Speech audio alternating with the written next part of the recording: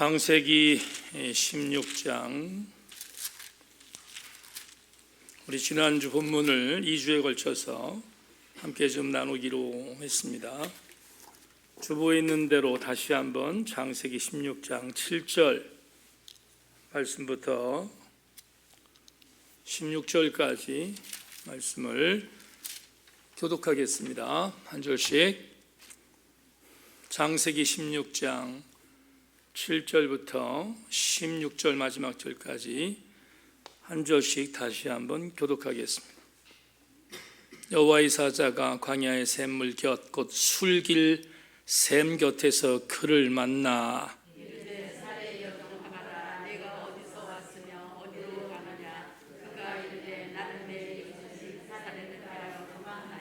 여호와의 사자가 그에게 이르되 내 여주인에게로 돌아가서 그 수하에 복종하라. 여호와의 사자가 또 그에게 이르되 내가 내 씨를 크게 번성하여 그 수가 많아 셀 수 없게 하리라.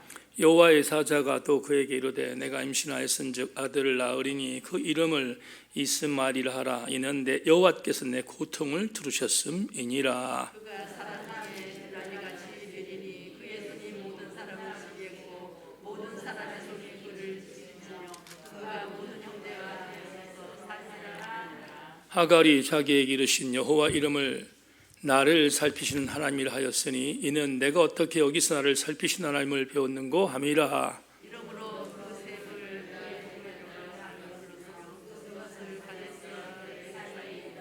하갈이 아브라함의 아들을 낳음에 아브라함이 하갈을 낳은 그 아들의 이름하여 이스마엘이라 하였더라. 하갈이 아브라함에게 이스마엘을 낳았을 때에 아브라함이 86세였더라. 아멘. 한 번 더 기도하겠습니다. 하나님, 오늘 수요 정예배에 사랑하는 귀한 심령들이 모였습니다. 은혜 받고 돌아가게 하시고 오늘 감동이 있는 수요 예배 되게 하여 주옵소서. 하나님, 다시 한번 기도합니다. 지수일 목사의 모든 남은 여생을 주께 맡기고 주님, 당신의 장중 안에 붙들림 당하는 아들 되게 하시고 주님, 남은 교회를 당신께서 인도해 주셔서 어렵지 않도록, 그리고 지 목사님 하나님의 뜻이 있다면 돌아올 수 있다면 강대상으로 돌아오게 하시고 은혜로 다시 한번 회복되는 정도락해 주시기를 원하오며 하나님 선한 가운데 주의 뜻을 이루어 주시옵소서. 심재희 권사님 친정어머니 하나님 입원 중에 있습니다. 주님 많이 연로하여 정말 이모저모 두려운 마음도 있고 염려하는 마음이지만 하나님께서 사랑하는 귀한 딸을 붙들어 주셔서 코로나에서 완전히 해방되게 하시고 하나님 건강을 되찾는 귀한 딸 되어줄 수 있도록 인도하여 주시옵소서. 하나님, 김희정 권사 좋은 그런 작품을 내서 입선하는 귀한 은혜가 있었습니다. 감사하고 김희정 권사의 이런 모든 과정도 은혜 중에 잘 이루어지게 하신 것 감사한데 하나님의 선한 영향력을 제시하는 딸로 인도하여 주시옵소서. 하나님 주신 말씀 나누겠습니다. 은혜 받는 시간 될 줄로 믿고 감사드리며 예수 그리스도 이름으로 기도하옵나이다. 아멘. 한 번 더 인사합니다. 말씀에 기대를 보십시다. 인사하겠습니다.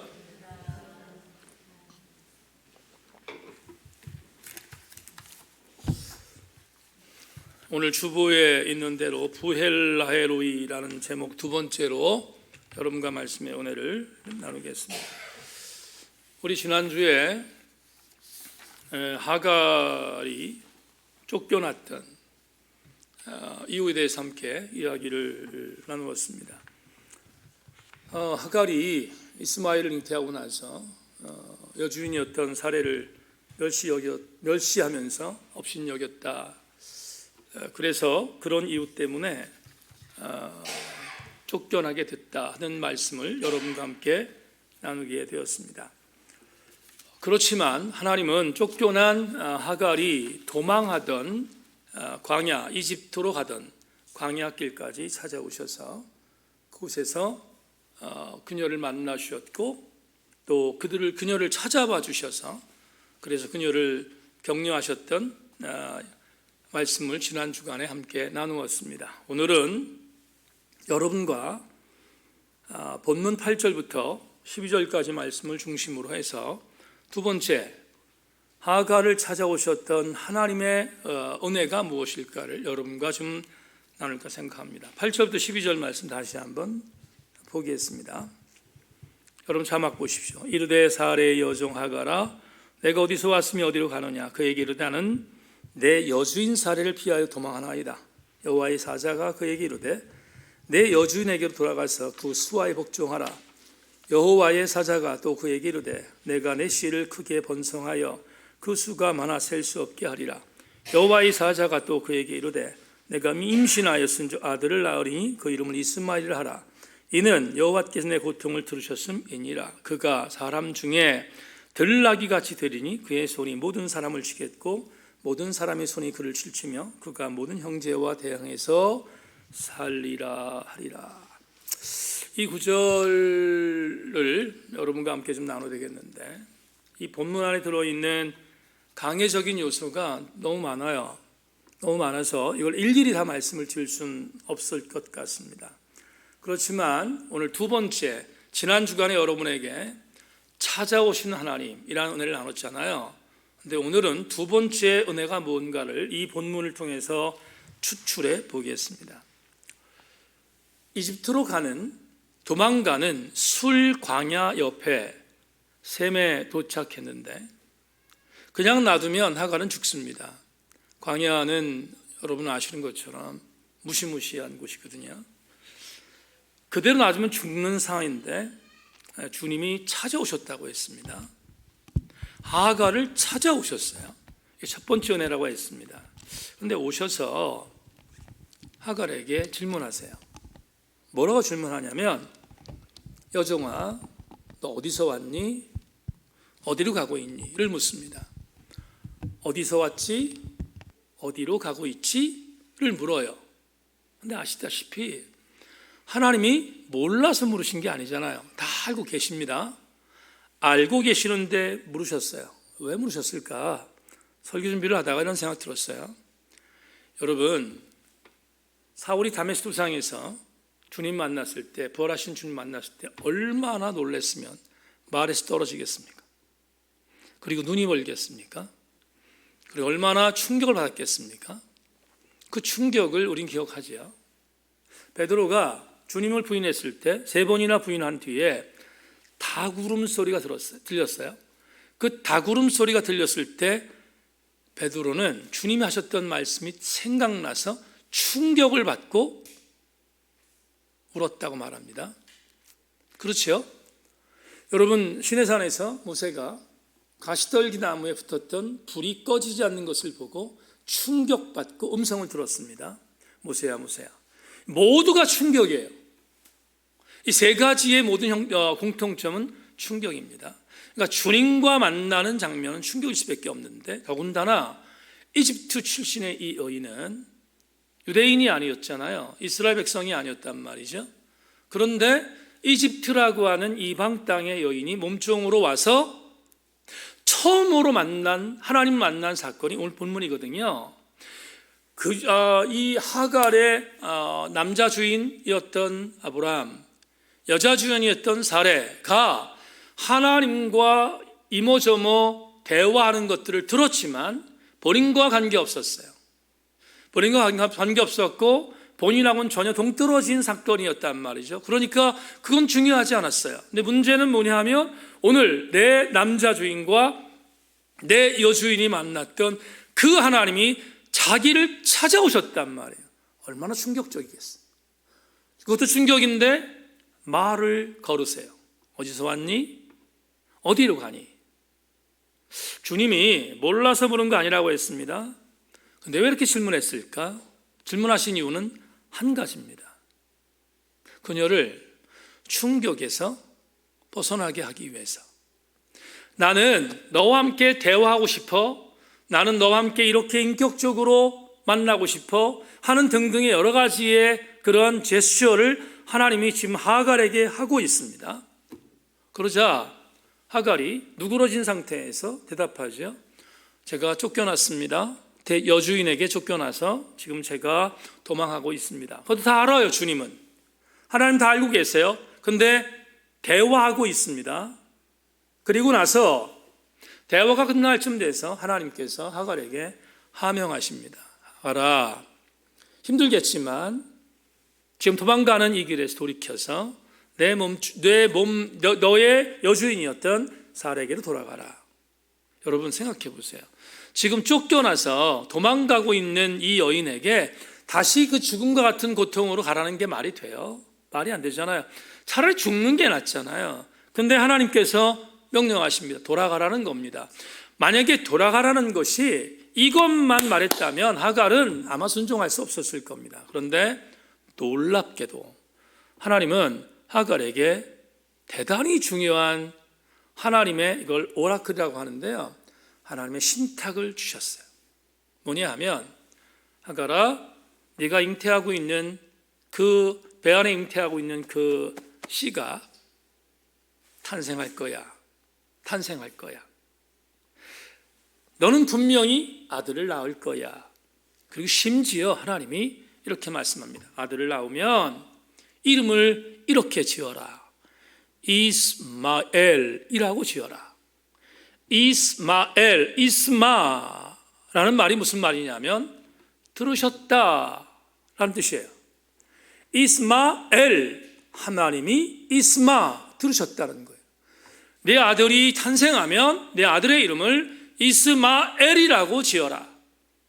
그런데 이 뜻은 번역하면 하나님이 들으셨다는 뜻입니다.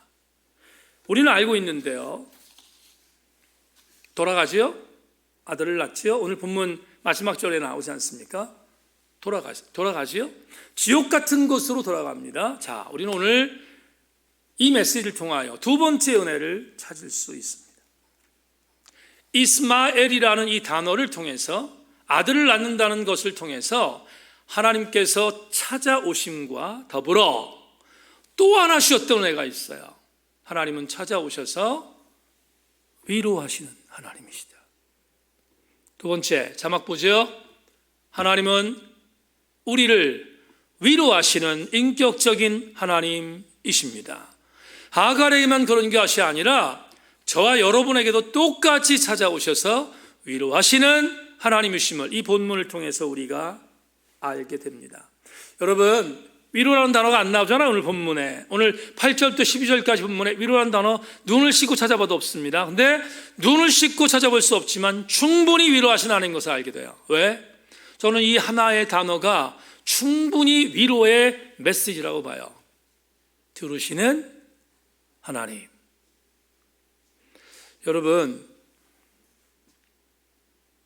여러분이 하나님 앞에 몸부림치고 하나님 앞에 화살 기도를 드리고 하나님 앞에 떼를 쓰고 하나님 앞에 찬양을 통해서 노래를 부르고 어떤 것이 돼도 상관없습니다. 하나님 앞에 읊조렸던 일체의 것들은 하나님이 내가 읊조렸던 것이니까 듣고 지나가는 게 아니라 하나님은 내가 읊조렸던 일체의 기도와 내가 읊조렸던 일체의 찬양을 들으시는 하나님 이심을 믿습니다. 들으신다고요.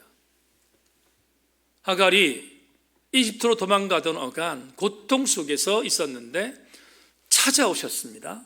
대화하셨습니다. 그리고 그녀를 위로하십니다. 여러분, 신앙생활에 있어서 빼놓을 수 없는 감동이 하나 있습니다. 그건 주군께서 나를 위로하시기 때문입니다. 위로하시는 것은 신앙생활에 내가 주군을 믿는 이유 중에 절대로 빼놓지 못하는 감동 중에 하나입니다. 오늘도 말씀을 통하여 위로하시는 주의 음성을 듣기를 축원합니다. 여러분, 위로하시는 분은 우리가 믿는 주군이십니다. 고린도후서 1장 3절 5절에 사도 바울이 오늘 새벽에도 제가 말씀드렸는데 사도 바울의 사도권에 대하여 막 반격하는 아주 못돼 먹은 그런 사람들이 있었어요. 유대율법적인 어떤 사상으로 무장했던 못돼 먹은 사람도 있었습니다. 네가 사도 맞니? 너는 네가 자비랑 오로 없으면 목회하는데 무슨 사도니? 네가 부활을 본 적이 있어? 네가 주님으로 직접 부름을 받았어? 한번 그런 거 없잖아. 그러니까 너는 가짜야. 이렇게 막 공격하는 바울이 얼마나 힘들었겠어요? 자기가 세운 교회의 지체들 중에 이렇게 등에서 비수를 꽂는 사람도 있으니 얼마나 마음이 아팠겠어요. 힘들었을 것입니다. 그런데 바울이 이렇게 힘들어하는, 이렇게 힘든 공격을 하는 고린도 교회, 이 편지는 세 번째 편지인데 고린도후서 1장 3절로 5절에서 무려 5번에 걸쳐서 이렇게 고백합니다. 찬송하리로다. 그는 우리 주 예수 그리스도의 하나님이시요 자비의 아버지시요 모든 위로의 하나님이시며 우리의 모든 환난 중에서 우리를 위로하사 우리로 하여금 하나님께 받는 위로로서 모든 환난 중에 있는 자들을 등이 위로하게 하시는 이시로다. 그리스도의 고난이 우리에게 넘친 것 같이 우리가 받는 위로도 그리스도로 말미암아 넘치는도다. 아플 때 누구도 찾아오지 않는 것 같은데 조용히 찾아오셔서 사랑하는 아들아, 사랑하는 딸아, 내가 내 옆에 있어 라고 말씀해 주시는 주님의 위로 때문에 여기까지 왔습니다. 여러분, 신앙의 굴곡 속에서 넘어지고 쓰러지고 자빠지는 일들이 너무나 많습니다. 너무나 많은데 그럴 때마다 어떤 때는 담임 목사의 위로도 위로로 들리지 않고 교회 중직들의 위로도 위로로 들리지 않고 아무것도 위로로 들리지 않아요. 그런데 어느 날 갑자기 내가 쓰러져서 지푸라기도 잡을 수 없는 정도의 고통 속에 있는데 내가 일어나 있었어요. 내가 일어나 있는 거예요. 근데 내가 왜 일어났지? 뒤돌아보면 여전히 오셨던 주께서 우리를 위로해 주셨기 때문에 여기까지 올 수 있었어요. 한 사람도 예외 없이. 우리 주님은 여러분들을 찾아오시는 것으로 끝내시는 분이 아니라 찾아오셔서 위로하시는 하나님 것을 여러분 신비에 새길 수 있기를 주의 이름으로 축원하며 더불어 여러분 날마다의 여러분의 신앙적 여정에서 그것들을 느낄 수 있는 산 간증들이 일어나기를 주님의 이름으로 축원합니다. 하나님은 위로하시는 하나님이시다. 우리 교회에서 읽었던 나도 팬인가 제자인가라는 책에 카잇 아이들먼이 이렇게 쓴 글을 우리가 전부 봤습니다. 굉장히 오래전에 읽었죠, 이제 이 책을. 그런데 카잇 아이들먼이 했던 이 기가 막힌 촌철살인이 저는 뜨거움으로 남아있어요. 그거 이렇게 말합니다. 구약에서는 하나님이 우리와 함께 하신다고 말했지만 신약에서는 하나님이 우리 안에 계신다고 말한다. 우리는 지금 이전에 나와 함께 하셨던 하나님의 그 은혜를 경험했어요. 근데 지금은 오늘은 우리 안에서 역사하신 하나님이 있음을 믿는 그 이유 때문에 위로를 얻지 않습니까? 위로를 얻어요. 여러분, 제가 지술 목사가 어렵다는 얘기를 듣고 어제 지술 목사 사모님한테 전화했어요. 전화를 했는데 한두 번 경험된 게 아니니까 사모님도 사실은 준비를 하고 있는 듯한 느낌을 개인적으로 만났을 때 여러 번 느꼈어요. 그런데 어제는 정말 힘든 가운데, 정말 절망스러운 가운데 동기 단체톡을 통해서 메시지를 받았어요. 힘들 것 같다고. 어떻게 되지? 정말 사랑하는 친구인데 어떻게 되지? 그런 생각이 들었어요. 아침에 새벽 예배 인도하고 그리고 서재 나가서 곧바로 사모님께 전화했어요. 전화했더니 사모님이 제 목소리를 듣고 나서 옆에 지 목사님이 있는데 제 목소리를 듣고 나서 곧바로 울기 시작하셨어요. 근데 위로할 수 있는 방법이 뭐가 있을까 생각하다가 위로할 수 있는 방법이 없어요. 친구도 옆에 있는 친구는 저의 진정성을 알거든요. 근데 위로할 수 있는 방법이 없었어요. 그래서 다른 거 다 차치하고 사모님 기도합시다. 그리고 전화로 여러분들이 기도하는 것처럼 기도했어요. 근데 저는 스피커폰인지 몰랐어요. 우리 옆에 친구가 있는지 몰랐는데 정말 한 2, 3분 동안 어떻게 기도했는지 뭐라고 표현해야 되나요? 가슴에서 시면에서 끓어오르는 통곡 같은 기도를 드렸어요. 사모님 막 울고 했는데 갑자기 소리가 들렸어요. 이 목사 나 괜찮아.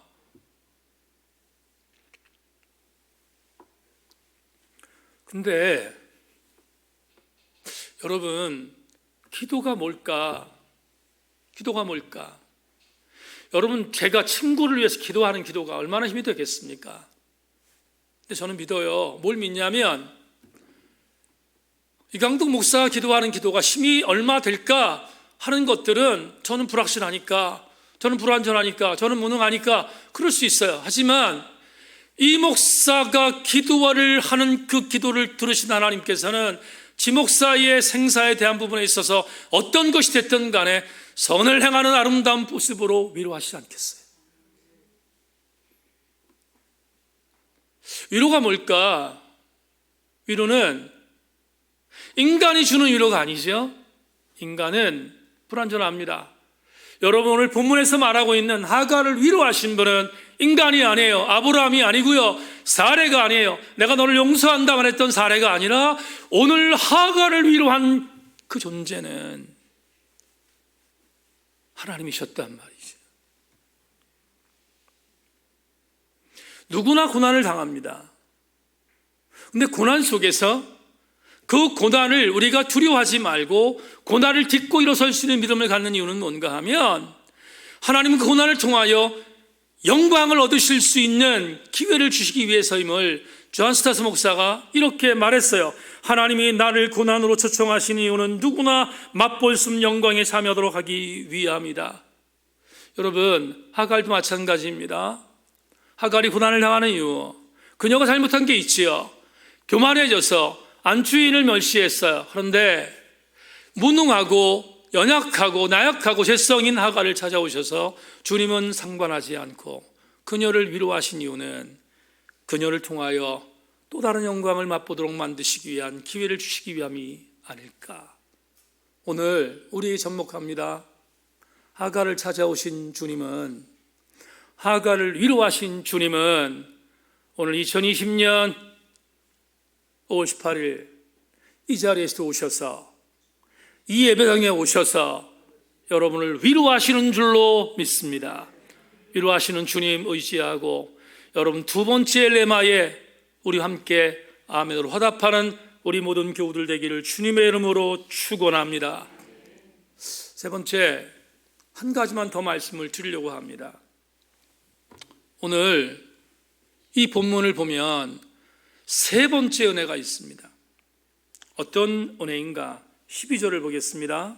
12절, 그가 사람들 중에서 들나이같이 되리니 그의 손이 모든 사람을 치겠고 모든 사람의 손이 그를 칠지며 그의 모든 형제와 그가 모든 형제와 대항하여 살리라 하니라.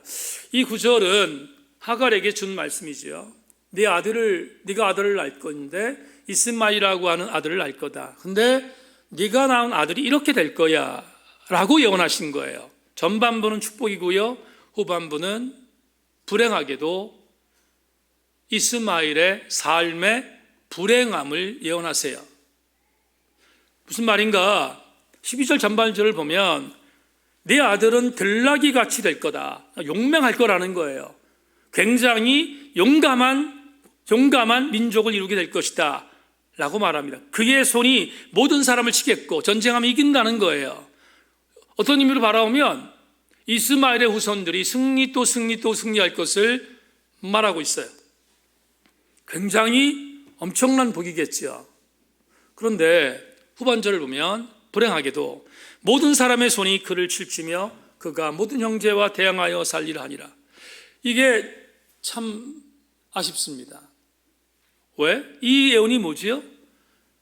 승승장구하는 아들이 되겠지만, 승승장구하는 민족이 되겠지만, 그 승승장구하는 그 힘으로 너의 동생, 정말로 이스라엘 혈통의 혈통이라고 하는 적통이라고 쓴 이스라엘을 괴롭힐 것이다, 이런 뜻이거든요.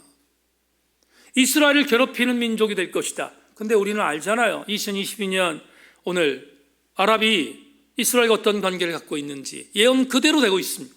진행됐고요. 역사가 그렇게 되어왔고 지금도 그렇게 되고 있지 않습니까? 우리가 하나님께서 말씀하신 내용에 대한 부분들, 이 부분을 우리는 지금 역사를 통해서 배우고 있습니다.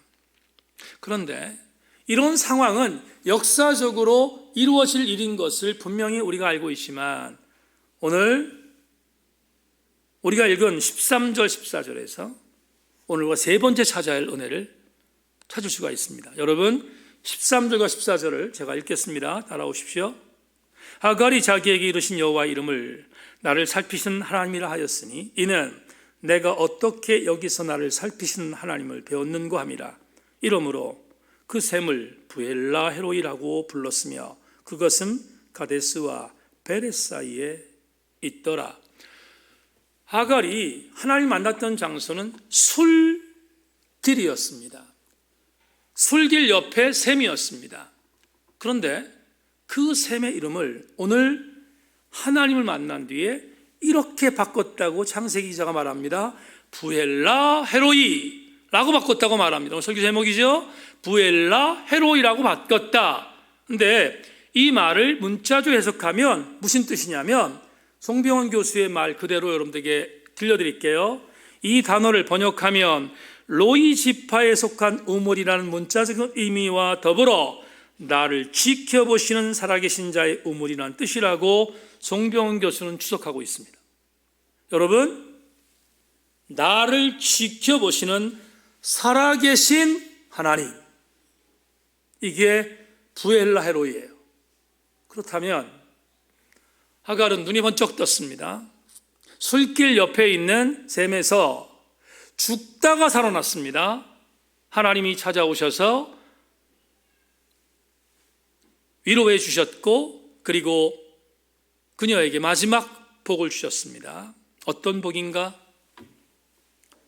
여러분, 부엘라 헤로이, 하나님께서 나를 지켜보시며 나를 인도하시는 살아계신 자의 우물이라는 이 뜻을 통하여 세 번째 은혜를 얻게 됩니다. 자막 보지요.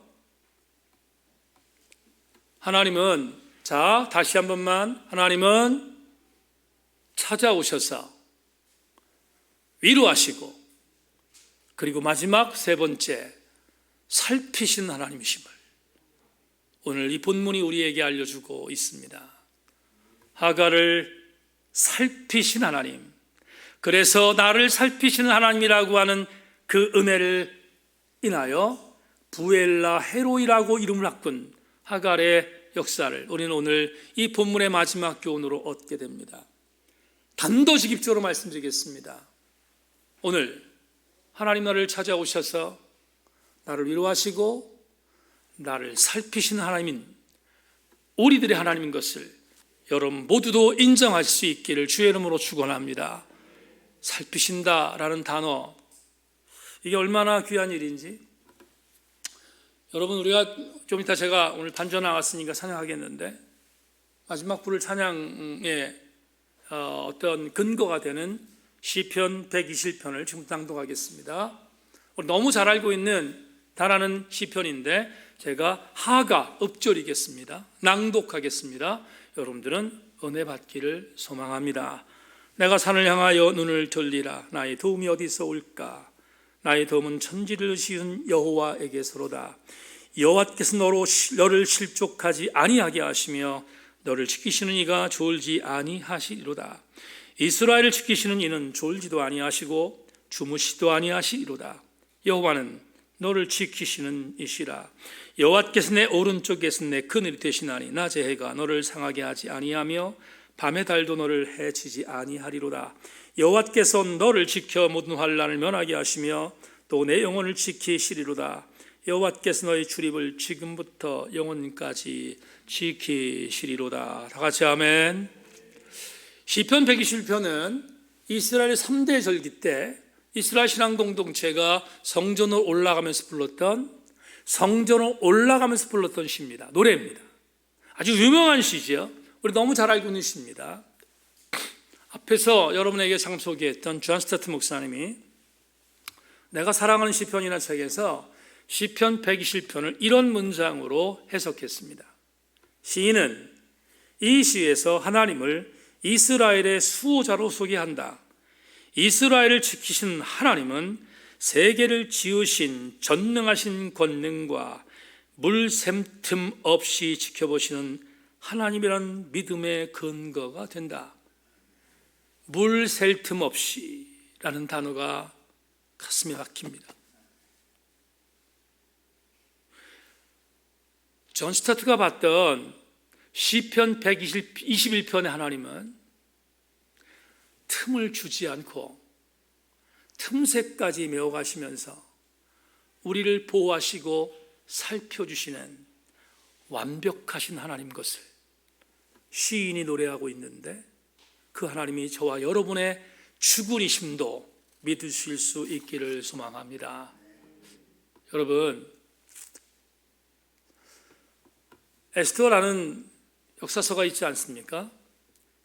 근데 에스더란 역사서를 읽다 보면 하나님이라는 단어가 나오지 않아요. 근데 하나님이라는 단어가 나오지 않는데 너무너무 신기한 게 뭐냐 하면 전 장에서 매 장마다 하나님이 등장하세요.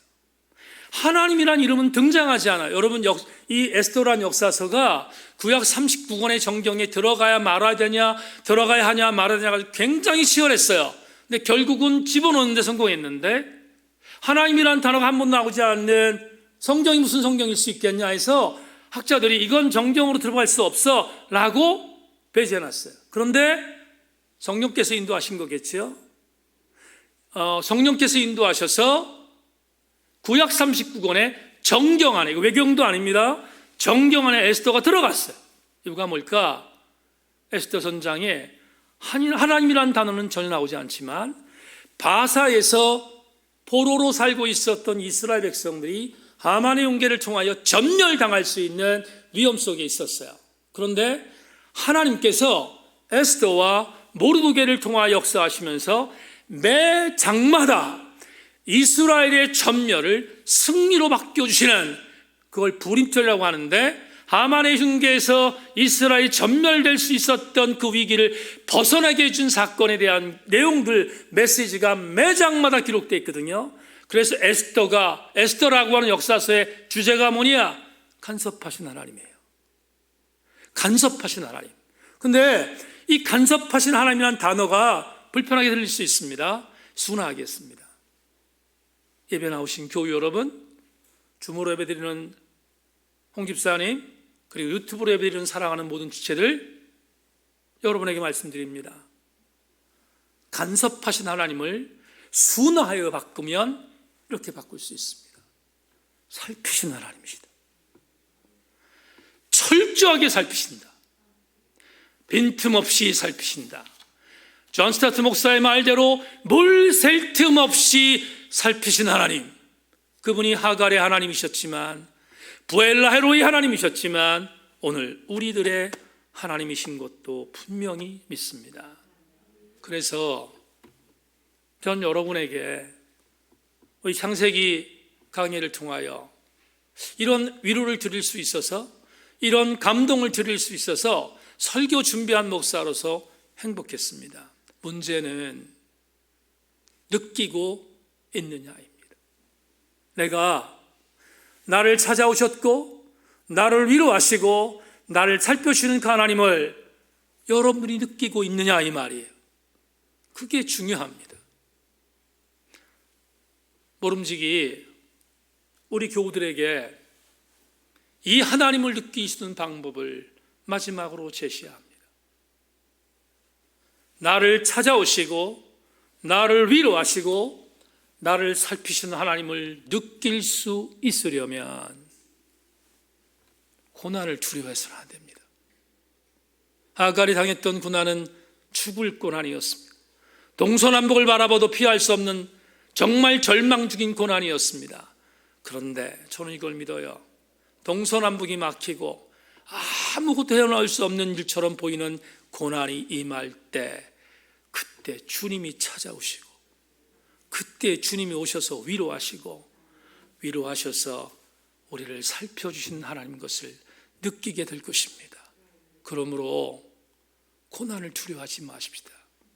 오히려 고난은 여러분들을 찾아오시는 하나님의 변장된 축복이라는 C.S. 루이스의 말처럼 우리가 정말로 하나님의 그 은혜를 경험할 수 있는 복된 역사가 이 창세기 강해를 통하여 함께 느껴질 수 있기를 소망하고, 오늘 여러분의 현장이 부엘라헤로 2가 되어지는 그런 아름다운 현장들 되기를 주님의 이름으로 축원합니다. 반주자, 이때를 위하여 에스더만 준비한 게 아니라 권미수도 준비했습니다. 하나님은 너를 만드신 분, 우리 함께 찬양 드리겠습니다.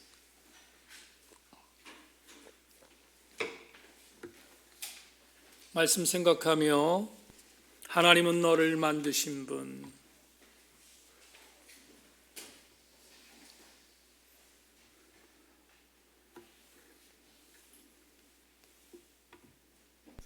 악보 있어요? 네.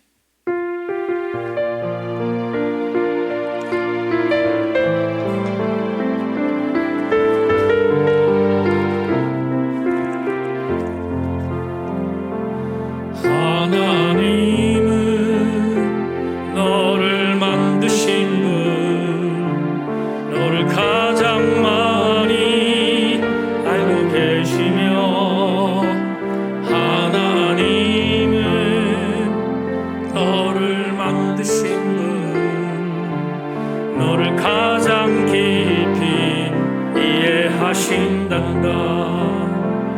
하나님은 너를 지키시는 분, 너를 절대 포기하지 않으며, 하나님은 너를 지키시는 분, 너를 쉬지 않고 지켜보신다.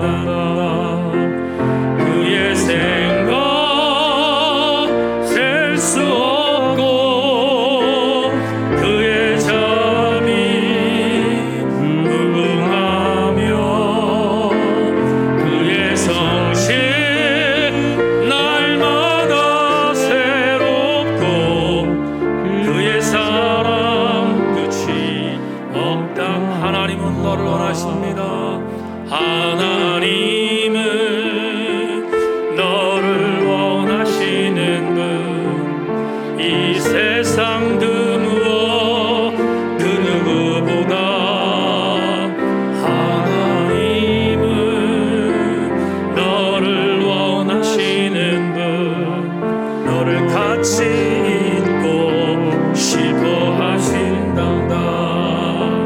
하나님은 너를 인도하는 분, 광야에서도 폭풍 중에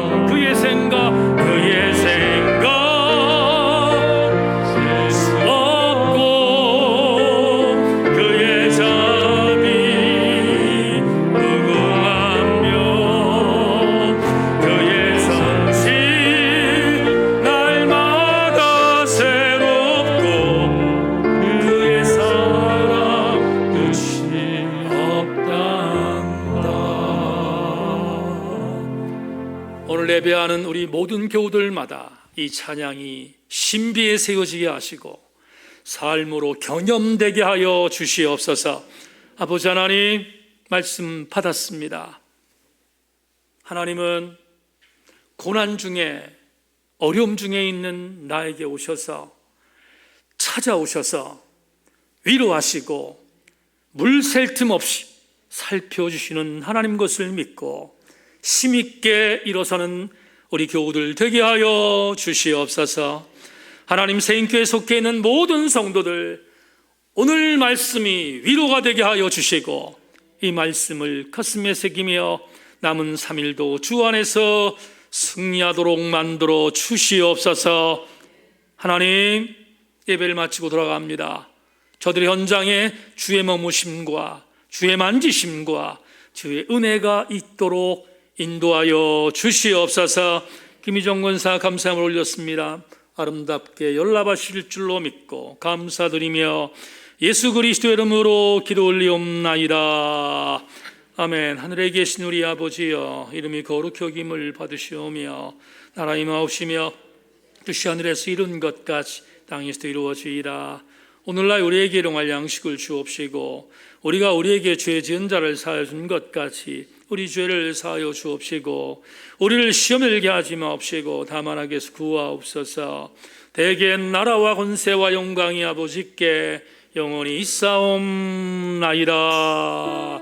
아멘 아멘. 감사합니다.